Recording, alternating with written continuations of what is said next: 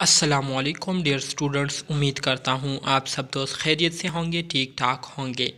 Dear students, आज के इस वीडियो में हम BSN फोर्थ सेमेस्टर के सब्जेक्ट डेवलपमेंटल साइकोलॉजी के यूनिट नंबर 4 जो कि हमारे साथ प्री स्कूल एज है, इसके इम्पोर्टेंट MCQs को आज हम डिस्कस करेंगे और उसको समझने की कोशिश करेंगे। डियर स्टूडेंट्स, MCQs को डिस्कस करने से पहले तमाम दोस्तों से गुजारिश है कि चैनल को सब्सक्राइब करें और बेल आइकन को दबाएं ताकि नए वीडियोस की नोटिफिकेशन आप दोस्तों को टाइम पर मिलती रहे। तो डियर स्टूडेंट्स, इस यूनिट के MCQs हमारे साथ मौजूद है, जिसमें हमारे साथ MCQs नंबर 1 है, जिसमें कहते हैं कि early childhood development also called. हमारे साथ जो अर्ली चाइल्डहुड डेवलपमेंट होती है तो इसके लिए दूसरा कौन सा टर्म यूज़ होता है? Option A school age child, option B preschool age child, option C infancy and option D none of these. तो करेक्ट ऑप्शन इसमें हमारे साथ ऑप्शन बी आता है, which is preschool age child. Early childhood development के लिए preschool age child भी use होता है। ठीक है, बहुत ही इम्पोर्टेंट MCQs है डियर स्टूडेंट्स, आपको बता रहा हूँ, इसको अपने साथ नोट कर लीजिए। MCQs number 2, the stage in which there is remarkable physical, cognitive, social and emotional development are called. वो स्टेज जिसमें बहुत ज़्यादा मिकदार में फिज़िकली बहुत ज़्यादा चेंजेस जो है वो देखने को मिलती है। कॉग्निटिव से मुराद मेंटल एबिलिटीज़ में बहुत ज़्यादा डेवलपमेंट या इसमें बहुत ज़्यादा जो है मैच्योरिटी आती है। इसके साथ साथ सोशली तौर पर और इमोशनली तौर पर जो है बहुत ज़्यादा डेवलपमेंट आती है। तो उस स्टेज को क्या कहते हैं? Option A preschool age, option B infancy, option C school age और एंड ऑप्शन डी हमारे साथ एडोलेसेंट है। तो करेक्ट ऑप्शन इसमें हमारे साथ ऑप्शन ए आता है, which is preschool as.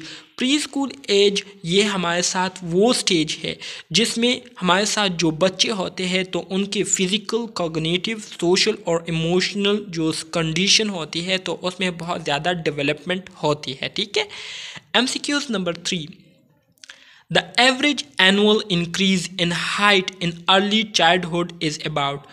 Early childhood जो होते हैं तो उनके पर एनुअल पर ईयर के लिहाज से उनके हाइट में जो एवरेज इंक्रीज़ आती है तो वो कितनी आती है? ठीक है, बहुत ही इम्पोर्टेंट MCQs है। Option A 2 inches, option B 3 inches, option C 3.5 inches and option D हमारे साथ 4 इंचज़ है। तो करेक्ट ऑप्शन इसमें हमारे साथ ऑप्शन बी आता है, which is 3 inches. Per year के लिहाज से जो अर्ली चाइल्डहुड बच्चे होते हैं तो उनकी जो हाइट है उसमें तकरीबन 3 इंचज़ जो है वो इंक्रीज़ आती है। ठीक है, normally. MCQs number 4, at the age of 5 years के एज में एवरेज हाइट इज़ अबाउट। हमारे साथ जो एवरेज हाइट होती है बच्चे की तो वो कितनी होती है? 46.6 इंचज़, 47 इंचज़ और 48 इंचज़। तो 46.6 इंचज़ जो है ये हमारे साथ 5 साल की उम्र में एवरेज हाइट होती है बच्चे की। ठीक है, ऑप्शन ए इसमें हमारे साथ करेक्ट आता है।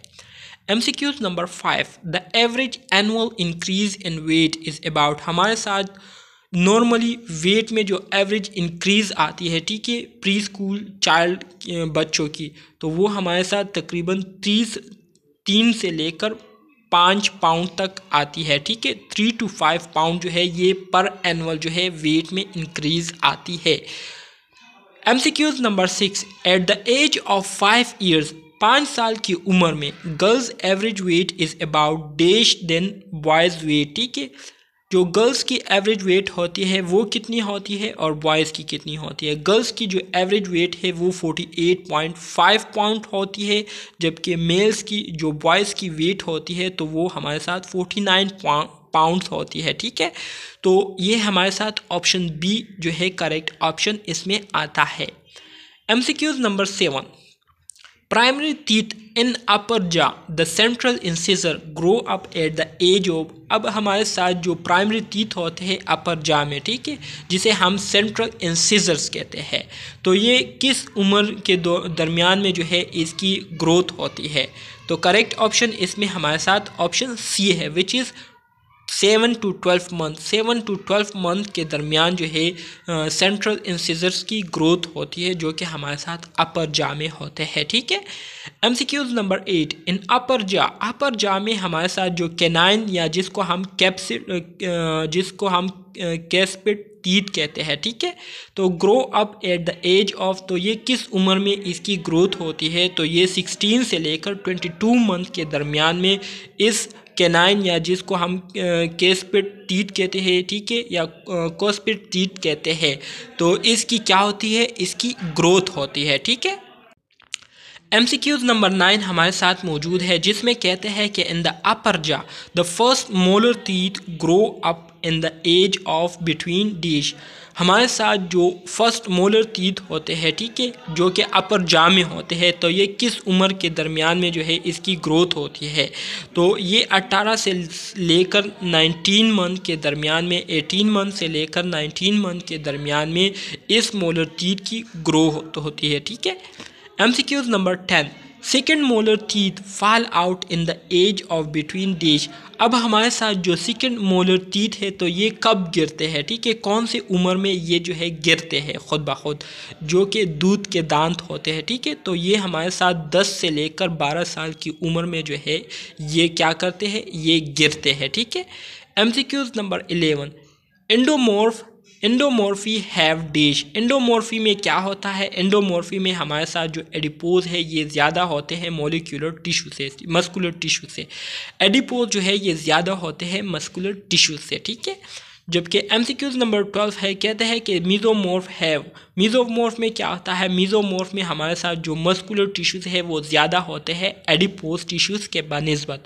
बहुत ही इंपॉर्टेंट MCQs है, बहुत ही ज़्यादा चांसेस है कि इस यूनिट से 2-3 MCQs जो है वो इंशाल्लाह आए एग्जामिनेशन में। ठीक है। तो इसलिए इसको जो है आप प्रॉपर तरीके से याद करें, मेमोराइज़ करें और अपने साथ नोट कर लीजिए। तो ये था हमारे साथ यूनिट नंबर 4 के कुछ इंपॉर्टेंट MCQs जो कि मैंने आप दोस्तों के साथ शेयर किए। उम्मीद करता हूँ आपको इसकी समझ आ गई होगी। अगर कोई मसला है तो आप कमेंट बॉक्स में पूछ सकते हैं। तो मिलते हैं नेक्स्ट वीडियो में, तब तक के लिए अल्लाह हाफिज़।